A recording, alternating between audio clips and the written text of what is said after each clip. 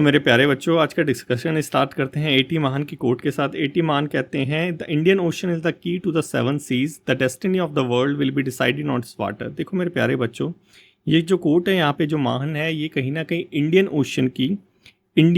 Ocean की जो importance है, इंडियन ओशन की जो इम्पोर्टेंस है, स्ट्रेटेजिक इम्पोर्टेंस हो गई, जियोपॉलिटिकल इम्पोर्टेंस हो गई, ट्रेड के रिलेशन में हो गई या सिक्योरिटी के रिलेशन में हो गई, उसके ऊपर कहीं ना कहीं एम्फोसाइज करना चाहते हैं कि जो इस इंडियन ओशन को कंट्रोल करता है, जो इस इंडियन ओशन के अंदर डोमिनेट करता है, वो कहीं ना कहीं पूरे वर्ल्ड के, पूरे ग्लोब के जो अफेयर्स हैं, कहीं ना कहीं उनको इन्फ्लुएंस करता है। और आपको पता भी है, इस इंडियन ओशन के अंदर जो वर्ल्ड के देश हैं, जैसे हमारा चाइना हो गया, हमारा इंडियन हो गया, हमारी यूएसए हो गया, ये कहीं ना कहीं डोमिनेट करना चाहते हैं। क्यों? क्योंकि ये जो हमारा इंडियन ओशन है, ये वर्ल्ड के जो मेजर सीज़ हैं, यहाँ पे दे रखा है ना, यहाँ पे की टू द सेवन सीज़, यहाँ से कनेक्ट करता है। जैसे कि आपको पता है, हमारा इंडियन ओशन है, यहाँ पे रेड सी से कनेक्ट होता है, मेडिटेरियन सी चला जाता है, यहाँ पर्शियन गल्फ हो गया, इधर हमारा मलक्का स्ट्रेट हो गया, नीचे के साइड हमारा साउथर्न ओशन हो गया।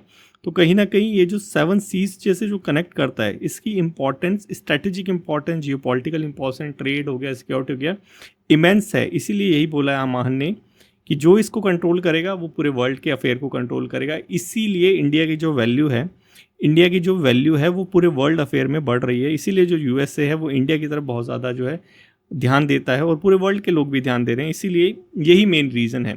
तो आई होप इस कोट का मतलब तो मेरे प्यारे बच्चों आपको समझ आ गया होगा। और आज का हमारा जो एडिटोरियल है इंडियन ओशन रिम एसोसिएशन के ऊपर जो है, ये भी इम्पॉर्टेंट है, क्योंकि इंडिया जो है नवंबर 2025 तक इसकी जो सीट है उसको चेयर करेगा। तो इंडिया की इस पोजीशन और इंडिया का जो हमारा इनिशिएटिव है, सागर आपको पता ही होगा, इस मरीन सिक्योरिटी में सिक्योरिटी को लेके आना, India as a first provider बनना चाहता है इंडियन ओशन के अंदर। तो इसके लिए ये हमारा इम्पॉर्टेंट, ये जो हमारा आज का डेली डिस्कशन है, ये इम्पॉर्टेंट है। और बोलने की बात है ही नहीं कि हमारे CAPF एग्ज़ाम के लिए इम्पॉर्टेंट है, क्योंकि CAPF एग्ज़ाम के अंदर डिफेंस हो गया, सिक्योरिटी हो गया, ये जो टॉपिक्स हैं ये अल्टीमेटली बहुत ज़्यादा इंपॉर्टेंट टॉपिक्स होते हैं, और इसी से जो है टॉपिक ही पूछता भी है। और अगर यहाँ बात करें तो इसके जो पॉइंट्स है, वो इसके जो 4 पॉइंट्स है इस डिस्कशन के, एडिटोरियल के, ये आप अदर एरियाज़ में भी यूज़ कर सकते हैं। जैसे इंडिया चाइना रिलेशन की बात हो गई, आपको पता है कितनी बार पूछ रखा है इंडिया चाइना रिलेशन हमारे CAPF के एग्ज़ाम के अंदर। तो वहाँ पे भी एक 4 पॉइंट का काम करेगा और आपको एक्स्ट्रा नंबर दिलवाने में हेल्प करेगा, क्योंकि मल्टी डायमेंशनल आप ऐसे लिख पाओगे। तो ज़्यादा देरी नहीं करते हुए अपने, क्योंकि ऑलरेडी देर हो चुकी है, तो अपना डिस्कशन स्टार्ट करते हैं मेरे प्यारे बच्चों। अपनी नॉलेज को एनहेंस करते हैं, यही तो हमारा टारगेट है, अपनी नॉलेज को एनहेंस करना। चलो डिस्कशन स्टार्ट करते हैं। IORA मतलब इंडियन ओशन रिम एसोसिएशन। क्या चीज़ है ये? देखो, ये जो एसोसिएशन है ये रीजनल ऑर्गेनाइजेशन है। ये जो हमारा इंडियन ओशन है, इसके सराउंडिंग जो कंट्री है, यही सारी हमारी इंडियन ओशन रिम एसोसिएशन के अंदर आती है। ये बेसिकली कनेक्ट करता है किन किन कंट्रीज़ को, एशिया वाले हो गए, अफ्रीकन कंट्रीज़ हो गई और ऑस्ट्रेलियन कंट्री हो गई, इनको कनेक्ट करता है हमारा Indian ocean rim association through Indian ocean. ये हमने ऑलरेडी देख लिया। और कहीं ना कहीं हमारा ये जो एसोसिएशन है, ये ट्रेड हो गई, सिक्योरिटी हो गई, कॉपरेशन हो गया, मरीज रिसर्च के अंदर या फिर डिज़ास्टर मैनेजमेंट के अंदर, इसको कहीं ना कहीं प्रमोट करता है। तो अल्टीमेटली देखा जाए तो ये जो इंडियन ओशन रिम एसोसिएशन है, ये कहीं ना कहीं इंडियन ओशन के सराउंडिंग जो कंट्रीज़ हैं, इनको कनेक्ट कर रहा है। इम्पॉर्टेंस क्यों हम इस एडिटोरियल को डिस्कस कर रहे हैं? क्योंकि यहाँ पे इंडिया का रोल अब इम्पॉर्टेंट होने वाला है। कैसे? देखो, इंडिया जो है इंडियन ओशन रिम एसोसिएशन का अभी वाइस चेयरमैन है, और ये बोला जा रहा है कि नवंबर तक जो हमारा इंडिया है, हमारा प्यारा भारत जो है, नवंबर 2025 तक इसका चेयरपर्सन बन जाएगा। इसकी जो वो होगी, ये एसोसिएशन है, इसको चेयर करेगा, मतलब इसका चेयरमैन बन जाएगा। तो अब जब इंडिया जब है चेयरमैन बन जाएगा, तो इंडिया के कुछ एम्स हैं, इंडिया के कुछ गोल्स हैं, जो कहीं ना कहीं IO, ये हमारा इंडियन ओशन रिम एसोसिएशन है, इसके साथ अलाइन होंगे, या कह लीजिए इसको हम अपने गोल्स के साथ अलाइन करेंगे। ये इंडिया का टारगेट है। एम क्या है इंडिया का? एम थोड़ा सा देख लेते हैं। स्टार्टिंग में बता रखा है, फंडिंग इंक्रीज़ करना। देखो, इंडियन ओशन रिम एसोसिएशन को, इंडिया, आपको पता ही है इंडिया का फर्स्ट टारगेट क्या है। इंडिया जो है नेट सिक्योरिटी प्रोवाइडर या फर्स्ट सिक्योरिटी प्रोवाइडर बनना चाहता है इंडियन ओशन एसोसिएशन के अंदर, इंडियन ओशन के अंदर।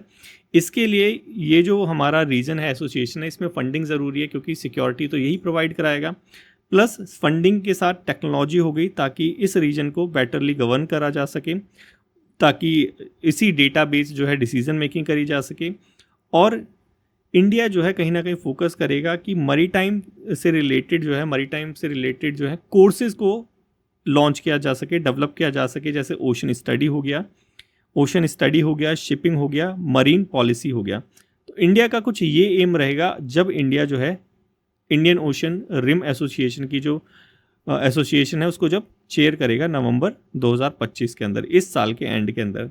तो ये कुछ हमारा बता रखा है इंडियन ओशन रिम एसोसिएशन के अंदर। आई होप इतना तो समझ आ गया होगा, बहुत इजी है, क्योंकि जैसे अभी हमने महान का कोट देखा कि उसने बताया कि इंडियन ओशन के अंदर जो डोमिनेट करेगा, जो कंट्रोल करेगा, वो पूरे वर्ल्ड के ग्लोबल अफेयर को इन्फ्लुएंस करेगा। तो यही कुछ यहाँ पे आपको इंडिया का प्रयास दिख रहा होगा कि इंडिया जो है जब चेयर करेगा तो कहीं ना कहीं डोमिनेट, कंट्रोल करने की कोशिश करेगा इंडिया इस रीजन को, इस इंडियन ओशन रीजन को। अब क्यों ये जो हमारा इंडियन ओशन रीजन है इतना इंपॉर्टेंट है, क्यों जो है भारत की वैल्यू जो है दिन पर दिन बढ़ती जा रही है? इसका रीज़न ये है कि ये जो हमारा इंडियन ओशन है ये इंपॉर्टेंट है, और इस इंडियन ओशन के अंदर जो मेजर प्लेयर है वो कौन है? हमारा प्यारा भारत, हमारी इंडिया है। कैसे? अगर आप वर्ल्ड मैप देखेंगे, चलो मैं आपको दिखाई देता हूँ हमारा जो इंडियन ओशन का तो मैं एक बार मैप दिखा देता हूँ। तो जब आप ये मैप देखेंगे तो आपको समझ आ जाएगा सारा क्या कि इस रीजन के अंदर, ये देखो, ये जो रीजन है ये दिख रहा होगा आपके अंदर, ये जो हमारा इंडियन ओशन रीजन है इसके अंदर कौन जो डोमिनेट कर सकता है? हमारा ये प्यारा भारत। इसकी जो स्ट्रेटेजिक लोकेशन है, ठीक है, इसी की वजह से इंडिया की जो वैल्यू है ये बढ़ती जा रही है। यहाँ पे हमारा ये चौक पॉइंट हो गया मलक्का, ये जो चाइना का डिलेमा है कि ये क्या चीज़ है, अगर इसको हमने ब्लॉक कर दिया तो चाइना की जो सिक्योरिटी, एनर्जी सिक्योरिटी, ये कहीं ना कहीं कॉम्प्रोमाइज़ हो जाएगी। उसके बाद ये हमारे कनेक्टिंग रीजन हो गए, हमारा रेड सी हो गया, ये हमारा पर्शियन गल्फ हो गया जहाँ से मेजर जो है ऑयल इंपोर्ट होता है। उसके बाद ये हमारा मेडागास्कर हो गया और यहाँ से जाते हुए चैनल जा रहा है, ठीक है। तो इसकी वजह से जैसे आपने अभी देखा ये जो रीजन है बहुत ज़्यादा इंपॉर्टेंट है। और भी रीज़न है, जैसे यहाँ पे बता रखा है कि पूरे वर्ल्ड का जो मेजर ट्रेड है वो इसी इंडियन ओशन से होता है। इसीलिए जो है इंडिया इस रीजन में डोमिनेट करना चाहता है और इसीलिए इंडिया की वैल्यू बढ़ रही है। यहाँ पे बता भी रखा है मेरे प्यारे बच्चों कि 75% जो ग्लोबल ट्रेड है जो ओशन से होता है वो इंडियन ओशन रीजन से होता है, और 50% जो डेली ऑयल शिपमेंट्स जाती है, 50% ऑयल जो शिपमेंट जाती है वो भी इस रीजन से जाती है वर्ल्ड की। तो देखो 75% ट्रेड, 50% जो ऑयल है ये कहीं ना कहीं इस रीजन के ऊपर डिपेंड करता है। इंडियन ओशन के अंदर इंडियन ओशन जो है इस रीजन पे डिपेंड करता है, इसीलिए इंडिया की जो वैल्यू है वो इंपॉर्टेंट है। इसीलिए जो हमारा इंडियन ओशन रिम एसोसिएशन है इसको पावरफुल बनाना इंपॉर्टेंट है, क्योंकि हमें क्या करना है, अपने इंडियन ओशन के अंदर डोमिनेट करना है, इंडियन ओशन के अंदर डोमिनेट करना है, एक मेजर प्लेयर बनना है। और इंडिया जो है अब चेयर भी करेगा तो कहीं ना कहीं इसको एम्पावर करने की ज़रूरत है। इसके अलावा क्या चीज़ है, इसके अलावा यहाँ पे बता रखा है कि अराउंड $1 ट्रिलियन का जो वर्थ है good and services every year इस रीजन से पास होती है। तो इस रीजन की इकोनॉमिक वैल्यू भी बहुत ज़्यादा है, प्लस जो इंडियन ओशन रिम एसोसिएशन की जो कंट्रीज़ है ये आपस में ट्रेड करती है, और ये ट्रेड भी जो है वो छोटा मोटा ट्रेड नहीं है, 800 बिलियन का ट्रेड है जो 2023 के अंदर हुआ था। तो देखो इस रीजन की, हमारे इंडियन ओशन रीजन की इकोनॉमिक वैल्यू बहुत ज़्यादा है, ये आपको साफ साफ दिख रहा होगा। इकोनॉमिक वैल्यू ज़्यादा है, स्ट्रेटेजिक वैल्यू ज़्यादा है, इसीलिए इस रीजन को बहुत ज़्यादा जो है अहम हिस्सा माना जाता है हमारे पूरे वर्ल्ड का। इसीलिए हमारे महान ने भी यही बोला है कि जो इंडियन ओशन को, यहाँ पे उसने डायरेक्टली इंडियन ओशन बोला है, देखो देखा है ना, यहाँ पे जो इंडियन ओशन को जो है कवर करेगा वो पूरी वर्ल्ड की डेस्टिनी को कवर करेगा। क्यों? क्योंकि पूरे वर्ल्ड का जो व्यापार है यहीं से जा रहा है, साफ साफ समझ आ रहा है हमें। चैलेंजेस क्या है इस रीजन के अंदर? देखो बहुत सारे चैलेंजेस है। पहला चैलेंजेस तो ये है कि जो बहुत सारी जो कंट्रीज़ हैं जो इस रीजन के सराउंडिंग है, इंडियन ओशन रीजन के सराउंडिंग है, एक तरफ हमारा अफ्रीका हो गया, हमारा यहाँ पे अफ्रीका यूएसए नहीं है, तो क्या है ये पुअरली डेवलप्ड कंट्री है। दूसरी तरफ हमारा ये म्यांमार हो गया, ये म्यांमार हो गया, प्लस ये हमारा इंडोनेशिया हो गया, ये पुअरली डेवलप्ड कंट्री है और पॉलिटिकल इंस्टेबिलिटी ये फेस कर रही है। ये सबसे बड़ा चैलेंज है इस रीजन को स्टेबलाइज करने के लिए। देखो जो चीज़ स्टेबलाइज होगी वहीं पे ग्रोथ आएगी, ठीक है। और इस रीजन को स्टेबलाइज करना बहुत ज़्यादा ज़रूरी है। क्यों? क्योंकि 75% हमारे ग्लोबल ट्रेड की बात है यहाँ पे। तो पहला चैलेंजेस तो क्या है, ये जो हमने अभी देखा। दूसरा चैलेंजेस हमारा क्लाइमेट चेंज। देखो क्लाइमेट चेंज, अब आप बोलेंगे कि सर कैसे क्लाइमेट चेंज हमारा ये चैलेंज है। देखो क्लाइमेट चेंज की वजह से सी लेवल राइज हो रहा है, साइक्लोन की जो घटनाएं हैं वो बढ़ती जा रही है। ठीक है, अब आप सोच के देखो कि ट्रेड जा रहा है, शिपमेंट जा रहे हैं, अब साइक्लोन्स वगैरह आ रहे हैं, तो क्या होगा, हमारे ट्रेड का नुकसान होगा, हमारे ग्लोबल ट्रेड का नुकसान होगा। तो ये एक चैलेंज है। प्लस इसके साथ साथ जो यहाँ पे आइलैंड कंट्रीज़ है, जैसे मालदीव हो गया, सेशल्स हो गया, यहाँ पे मॉरिशियस हो गया, ये जो कंट्री है इनको भी कहीं ना कहीं थ्रेट जो है वो फेस करना पड़ रहा है, और इनकी स्ट्रेटेजिक वैल्यू बहुत ज़्यादा इंपॉर्टेंट है। इसीलिए जो चाइना है वो कहीं ना कहीं मालदीव हो गया, और ये सारे जो नेशंस है, small island nation Indian ocean के अंदर जो है, इसमें अपना जो डेब्ट ट्रैप स्ट्रेटजी है, डेब्ट ट्रैप स्ट्रेटजी तो पता ही होगा ना क्या चीज़ है, कि अपना लोन दे देता है, लोन देने के बाद वहाँ को कब्जा लेता है, जैसे कि श्रीलंका के अंदर करा हम्बनटोटा पोर्ट। हम्बनटोटा पोर्ट के अंदर क्या करा चाइना ने, हम्बनटोटा पोर्ट के अंदर चाइना ने क्या करा, उसको लोन दिया, लोन देने के बाद उस जो हम्बनटोटा पोर्ट है, जो इंडिया के लिए, इंडिया की जो है नेशनल सिक्योरिटी के लिए इंपॉर्टेंट है, क्योंकि चाइना वहाँ पे अब जो है उसको यूज़ कर रहा है 99 ईयर के लिए, उसने लीज पे ले लिया है। अब उसने लीज पे ले लिया है, ऑल तो ये तो अभी है कि मिलिटराइजेशन नहीं हुआ है उसका, लेकिन अगर कभी वॉर हो जाती है चाइना के साथ तो वो उसको तो यूज़ करेगा ही करेगा। तो ये कहीं ना कहीं चाइना अपनी स्ट्रेटजी को यूज़ कर रहा है। क्यों? क्योंकि ये आइलैंड इंपॉर्टेंस है, और ये जो आइलैंड है अब ये क्लाइमेट चेंज का जो कॉन्सिक्वेंसेज है वो फेस कर रहे हैं। तो ये भी एक चैलेंजेस है हमारे इंडियन ओशन के अंदर। प्लस इसके साथ कुछ सिक्योरिटी चैलेंजेस है। कैसे सिक्योरिटी चैलेंजेस है? जैसे वहाँ पे पायरेट्स जो होते हैं वो शिप्स वगैरह लूट लेते हैं, सोमालियन पायलट्स। आपने सुना ही होगा कि इंडियन ओशन रीजन के अंदर ये जो सोमालियन पायलट्स हैं, ये वहाँ से जो शिपमेंट्स जाती हैं उन पे अटैक करते हैं, अटैक करने के बाद उन्हें लूट लेते हैं, क्योंकि उनकी खुद की जो कंट्री है वो पॉलिटिकल इंस्टेबिलिटी से जो है जूझ रही है। जो अभी हमने देखा चैलेंज, सबसे पहला क्या, प्योरली डेवलप्ड है, इकोनॉमिक जो है इंस्टेबिलिटी है, जैसे हमारी अफ्रीकन कंट्री हो गई, सोमालिया वगैरह हो गई, यहाँ पे पॉलिटिकल इंस्टेबिलिटी तो रहती है। इस स्टेबिलिटी की वजह से पायरेसी की प्रॉब्लम जनरेट हो रही है। प्लस जो गल्फ ऑफ अडेन है, यहाँ पे हमने जो है हाईजैक की घटनाएं हो गई, ये सारी चीज़ें देखी हैं। देखो ये वाला हिस्सा दिख रहा है आपको, इसी हिस्से की मैं बात कर रहा हूँ। ठीक है, यहाँ पे इस वाले हिस्से पे, अब यहाँ पे पैन नहीं चलता, नहीं तो दिखा देता। तो यहाँ पे ये जो है ये सारे पायरेसी वगैरह की प्रॉब्लम रहती है। प्लस टेररिज्म जो है इस कोस्टल रीजन से कहीं ना कहीं जो है आता है। जैसे यहाँ पे बता भी रखा है, हमारे जो ईस्ट अफ्रीकन कंट्रीज़ हैं, यहाँ के जो एक्सट्रीमिस्ट ग्रुप है ये टेररिज्म फैलाते हैं इस रीजन के अंदर। और आपको पता है बॉम्बे में भी जो अटैक हुआ था वो ये जो है ओशन के थ्रू ही हुआ था। यहाँ पे मैं आपको दिखाता हूँ, उस ग्रुप का नाम भी यहाँ पे दिखा रखा है। वो जो ग्रुप था हमारा अल शबाब। देखो ये जो टेररिस्ट ग्रुप की बात कर रहे हैं हमारे ईस्ट अफ्रीका में, ये कौन सा है? अल शबाब। ठीक है, तो ये जो टेररिज्म ग्रुप है ये कहीं ना कहीं इस रीजन में इंस्टेबिलिटी लेके आता है। प्लस जो आपको पता ही है हमारा एक क्रीसेंट हो गया, ट्राइंगल हो गया, वो भी इसी रीजन में आते हैं, इंडियन ओशन रीजन में। तो ह्यूमन ट्रैफिकिंग और ड्रग्स की जो प्रॉब्लम है ये यहाँ पे कहीं ना कहीं बढ़ती जा रही है। तो ये मेजर रीज़न है, ये मेजर चैलेंजेस है जो हमारा इंडियन ओशन रीजन, हमारा जो इंडियन ओशन रीजन है ये फेस करता है। इसके साथ साथ अब और क्या चीज़ें हैं? अब और चीज़ें हैं हमारे एसोसिएशन के अंदर, इंडियन ओशन रिम एसोसिएशन के अंदर। देखो यहाँ पे हमने देखा कि यहाँ के जो नेबरिंग कंट्रीज़ है ये सारी डेवलप्ड कंट्रीज़ है ना। डेवलप्ड कंट्रीज़ है तो इनका जो हमारा इकोनॉमिक कंट्रीब्यूशन होगा रिम एसोसिएशन के अंदर ये इतना ज़्यादा नहीं होगा। जैसे यूएसए वगैरह जो है यूएन को फंडिंग प्रोवाइड कराता है, उसके बराबर तो दे नहीं पाएंगे हम लोग। तो यही मेजर चैलेंजेस है कि लिमिटेड फंडिंग है हमारे यहाँ पे, को ओनली अ फ्यू कंट्री है, ओनली थोड़ी सी जो चुट्टू मुट्टू कंट्री है, जैसे हमारा सिंगापुर हो गया, यूएई हो गया, फ्रांस हो गया, जो थोड़ी डेवलप्ड हैं, क्योंकि फ्रांस के भी आइलैंड्स हमारे यहाँ पे हैं। तो ये जो कंट्रीज़ हैं यही थोड़ी सी डेवलप्ड हैं, उन ये स्ट्रॉन्ग इकोनॉमीज़ है, लेकिन इनके भरोसे जो है वो सारी चीज़ें हम टैकल नहीं कर सकते। तो हमें कहीं ना कहीं फंडिंग बढ़ाने की ज़रूरत है हमारे इंडियन ओशन रीजन के अंदर। ये जो हमारा एसोसिएशन है इसके अंदर ये यहाँ पे मेजर चीज़ बता रखी है। अदर चैलेंजेस बता रखे हैं कि हमारे एसोसिएशन का फोकस क्या है, मरीटाइम सेफ्टी। ठीक है, ये तो आपको भी पता होगा कि इंडिया जो है ये भी इसी चीज़ के लिए स्टैंड करता है। फिशरीज सेक्टर हो गया, क्लाइमेट चेंज की वजह से फिशरीज सेक्टर भी इफेक्ट हो रहा है, प्लस डिजास्टर मैनेजमेंट हो गया और ब्लू इकोनॉमी। ठीक है, ये सारी चीज़ें इंपॉर्टेंट है, और इन सब चीज़ों के लिए क्या चाहिए? Huge investment. और ये जो इन्वेस्टमेंट है, ये जो फंडिंग है, यही यहाँ पे भी चैलेंजेस क्रिएट कर रहा है। प्लस ये जो एसोसिएशन है हमारा, इसका सेक्रेटरीट कहाँ है? मॉरिशियस के अंदर।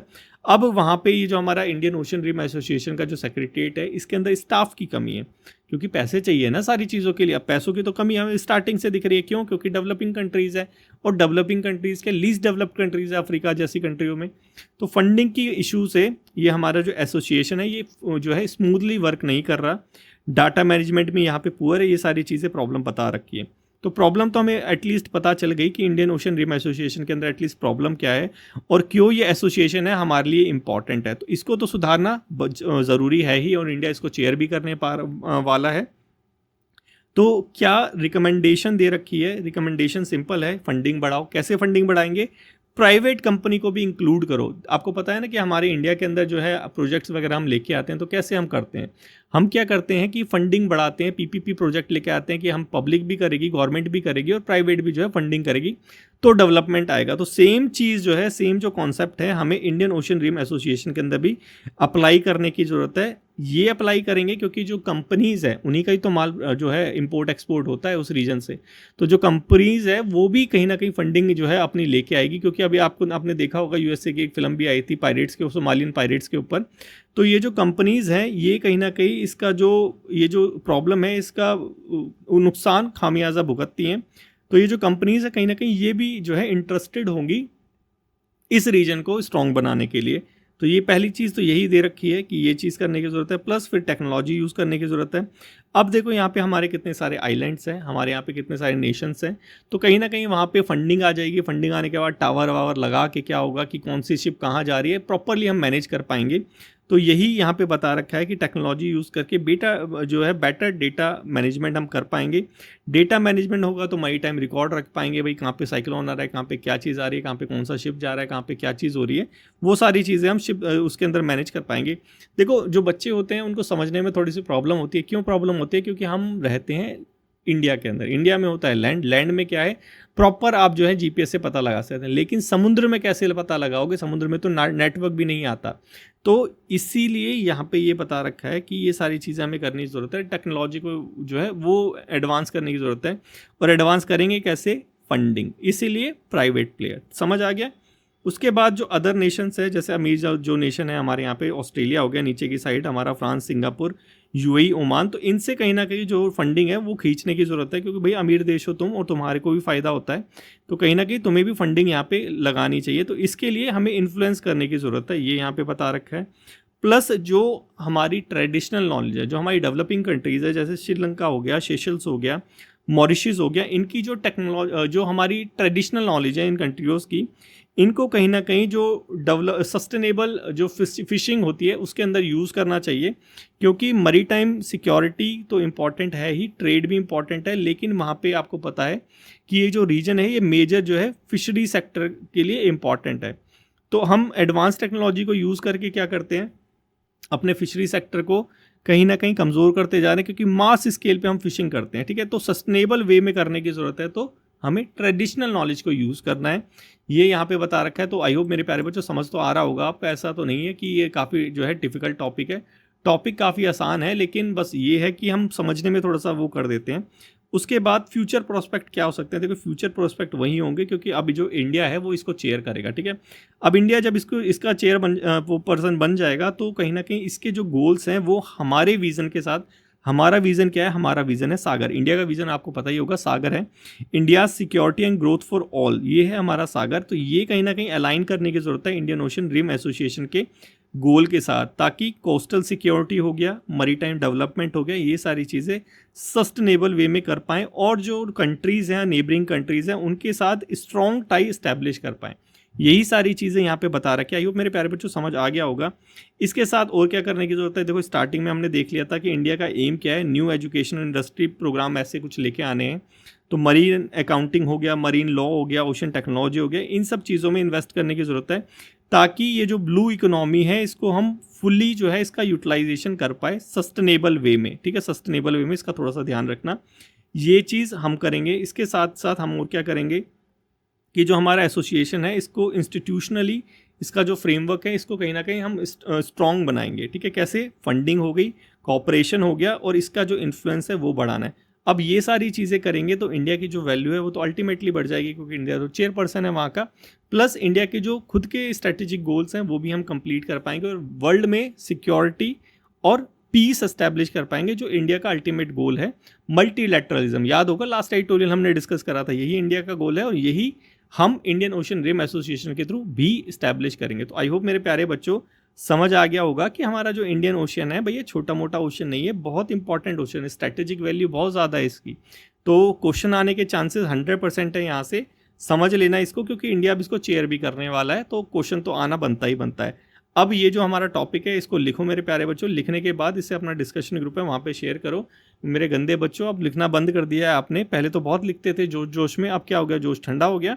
चलो लिखो इसे, जैसे आपके सर जो हैं हेमंत सर जो है बहुत कंसिस्टेंट रहते हैं, भले ही टाइम ऊपर नीचे हो जाता है लेकिन कभी मिस नहीं होता, भले ही मेरे को रात के 12 बजे वीडियो बनानी पड़े आपके लिए डिस्कशन की, लेकिन मुझे पता है आप वेट कर रहे होते तो मैं बनाता हूँ। तो आपको भी पता होना चाहिए कि मैं भी वेट कर रहा होता हूँ कि भाई आप लिखोगे, तो आप लिखो मेरे प्यारे बच्चों, डिस्कशन ग्रुप में भेजो। जिसको नहीं पता कैसे पहुँचना है, डिस्क्रिप्शन में जाओ, डिस्क्रिप्शन में जाके जो टेलीग्राम चैनल दे रखा है, टेलीग्राम चैनल के लिंक को ज्वाइन करो, और ऊपर थोड़ा सा देख लेना, वहाँ पे कहीं सेटिंग वेटिंग में जाके कहीं डिस्कशन ग्रुप का लिंक होगा, वहाँ से डिस्कशन ग्रुप ज्वाइन कर सकते हो, ठीक है।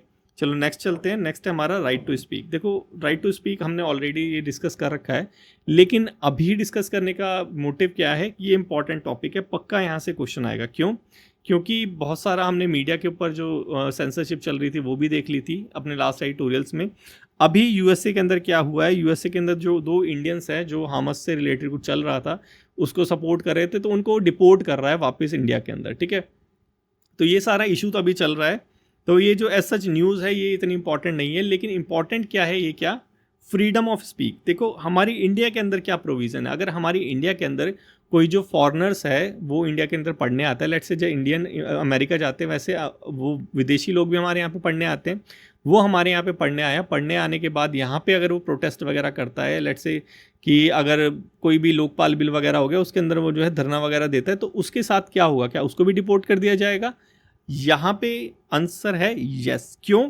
क्यों उसमें क्या फ्रीडम ऑफ स्पीच नहीं है? नहीं है, बिल्कुल नहीं है, क्योंकि आर्टिकल 19(1) जो है ये अपने सिटीजन्स को जो है, ऑल सिटीजन लिखा हुआ है यहाँ पे, अपने सिटीजन्स को जो है right to freedom of speech and expression देता है, ठीक है। और ये लिबर्टी और ये सारी चीज़ हमने ऑलरेडी देख ली है, और ये सारे जो एक्सपेक्ट हैं इसके अंदर आते हैं, ये भी थोड़ा सा देख रहे हैं। राइट टू क्रिटिसिज्म भी देता है, लेकिन किसको? Only to a citizen of India, not to foreigner nation. मतलब कि सिर्फ हमारा जो देसी आदमी है जो इंडियन है, ठीक है, हम जो लोग हैं हमें ही है ये right to freedom of speech, उनको नहीं, अंग्रेजों को नहीं है। यहाँ पे इंडिया में आके वो धरना प्रदर्शन नहीं कर सकते, उनको ये राइट ही नहीं है। अगर ऐसा करेंगे तो उनको क्या कर दिया जाएगा, जैसे यूएसए ने करा है, हम भी यहाँ से डिपोर्ट कर देंगे। और आपने देखा भी होगा स्टूडेंट्स के प्रोटेस्ट वगैरह होते हैं और ये जो विदेशी लोग हैं ये इसमें पार्टिसिपेट करते हैं, तो पुलिस सबसे पहले उनको ही टारगेट करती है, पकड़ती है और फिर डिपोर्ट कर देती है। तो आपको भी ध्यान रखना चाहिए, विदेश वगैरह में जाओ तो पार्टिसिपेशन मत लिया करो, ठीक है। तो यही हमारा टोटल था। और ये जो राइट है ये एब्सोल्यूट नहीं है, इमरजेंसी वगैरह लगती है तो सबसे पहले यही हटा जाता है ऑटोमेटिकली, ये पता होना चाहिए आपको, ठीक है। तो ये है हमारा क्वेश्चन नंबर 1 मेरे प्यारे बच्चों। कमेंट बॉक्स में कमेंट करो, देखो आता है या नहीं आता। नेक्स्ट चलते हैं हमारा जीएम क्रॉप के ऊपर। देखो अभी जो सुप्रीम कोर्ट है वो हियरिंग मतलब चल रहा है, वहाँ पे केस चल रहा है, वहाँ पे उसकी हियरिंग हो रही है जीएम मस्टर्ड से लेके, क्योंकि जीएम मस्टर्ड को हमारी एनवायरनमेंट मिनिस्ट्री ने अप्रूवल दे दिया था, तो किसी ने पिटीशन लगा दी होगी, तो वही चीज़ चल रही है यहाँ पे। तो जीएम क्रॉप से रिलेटेड जो है सारी चीज़ों को हम थोड़ा सा देख लेते हैं। सेंटर बेसिकली जो है नेशनल जो पॉलिसी है जीएम क्रॉप की वो फॉर्मुलेट करती है। तो जीएम क्रॉप से रिलेटेड कुछ जो फैक्ट्स वगैरह हैं वो आपको पता होने चाहिए। 2-3 स्टेटमेंट दे दोगे तो घूमते रह जाओगे, तो थोड़ा सा ध्यान दो इधर, ठीक है। देखो जीएम क्रॉप, बीटी कॉटन, ठीक है, जो बीटी कॉटन है ये जीएम क्रॉप है। बायोजेनेसिस थर्मोलिसिस ऐसे कुछ बैक्टीरिया है जिससे मॉडिफाई करके इस कॉटन को जो है बॉल वॉर्म प्रोटेक्ट कर दिया गया है, ठीक है। तो ये जो हमारा बीटी कॉटन है ये एकमात्र ऐसा जीएम क्रॉप है जो करेंटली इंडिया के अंदर कल्टीवेट किया जाता है। इसके अलावा कोई भी जीएम क्रॉप जो है वो कल्टीवेट नहीं किया जाता। ये न्यूज़पेपर के अंदर आया था, ठीक है, मैं पहले भी बता चुका हूँ आपको, लेकिन ये आज न्यूज़पेपर के अंदर भी आ गया, ठीक है। उसके बाद जो हमारा डिपार्टमेंट है जो इसकी रिसर्च वगैरह करता है, जीएम क्रॉप की रिसर्च करता है, अप्रूव नहीं देता, रिसर्च करता है, रिसर्च, वो कौन सा है हमारा डीबीटी, डिपार्टमेंट ऑफ बायोटेक्नोलॉजी। कौन सी मिनिस्ट्री के अंदर आता है? Ministry of science and tech के अंदर आता है, ठीक है। अब जो सेफ्टी कंसर्न वगैरह है जैसे जीएम मस्टर्ड होगा, इसको अगर अप्रूव करना है, ठीक है, पब्लिक फंड देना है या अप्रूव वगैरह करना है, ये कौन करेगा? ये करता है हमारा genetics engineering appraisal committee, GEAC, ये करता है कौन? अप्रूवल वगैरह। जीएम क्रॉप को जो अप्रूवल देनी होती है वो ये देता है GEAC, और जो रिसर्च वगैरह वो कौन करता है, DBT। इतना थोड़ा सा याद रखना है, ठीक है। इसके बाद बायो इकोनॉमी के लिए हमारे ये बहुत ही इंपॉर्टेंट है।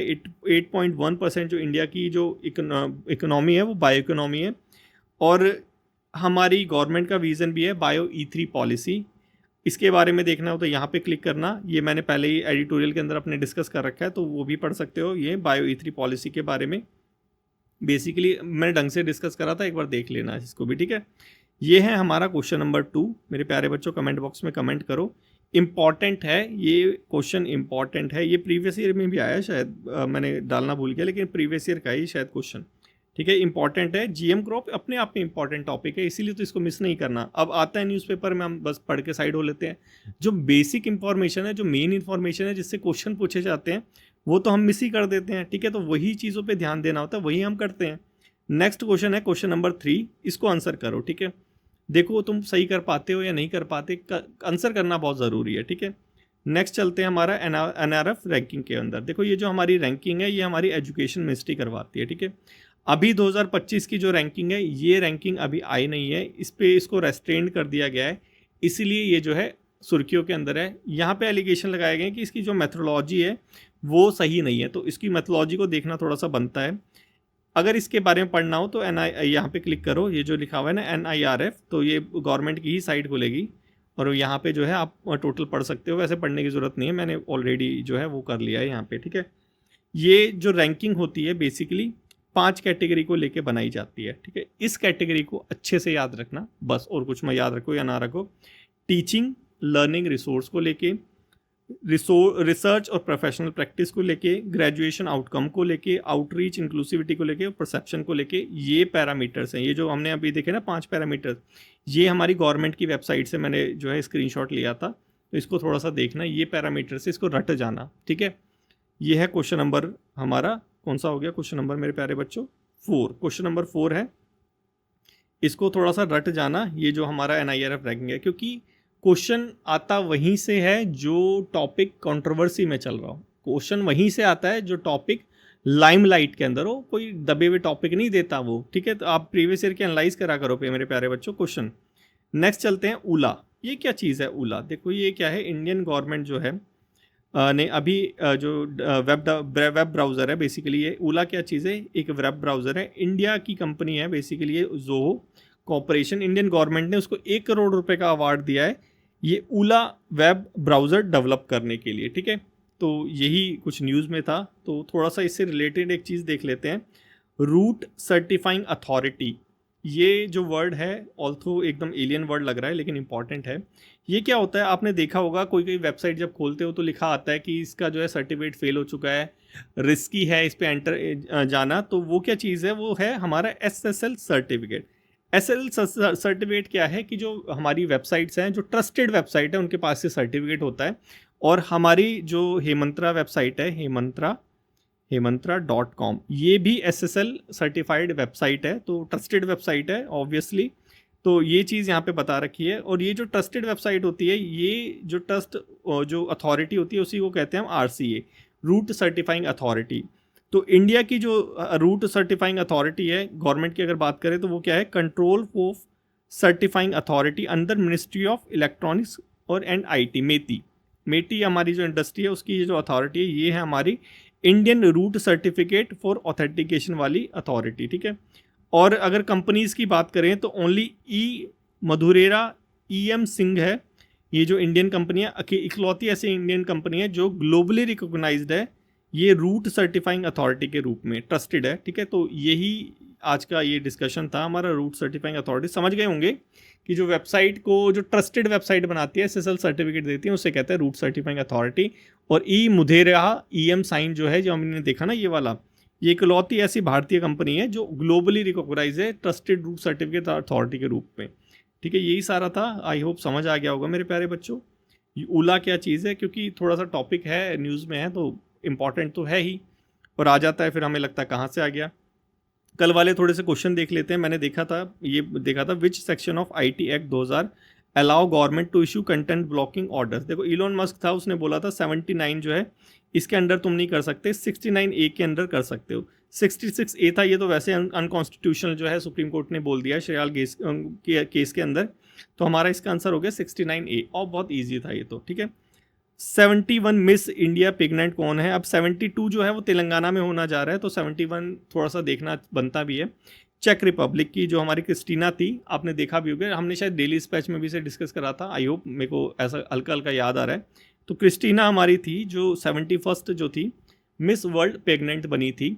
नेक्स्ट चलते हैं, नेक्स्ट है हमारा अप्सपा, ठीक है। ये हमने कल देखा था कि मणिपुर के कुछ डिस्ट्रिक्ट के अंदर ये जो हमारा आर्म फोर्स स्पेशल जो पावर एक्ट है, ये जो प्रोटेक्शन एक्ट है, पावर एक्ट जो भी है, ये लगा था डिस्टर्ब एरिया के अंदर। तो कौन लगाता है? हमने देखा था सेंट्रल गवर्नमेंट और स्टेट गवर्नमेंट, गवर्नर था ना वहाँ पे, गवर्नर स्टेट गवर्नमेंट ही हो जाती है, तो ये लगाता है बोथ सी, ठीक है।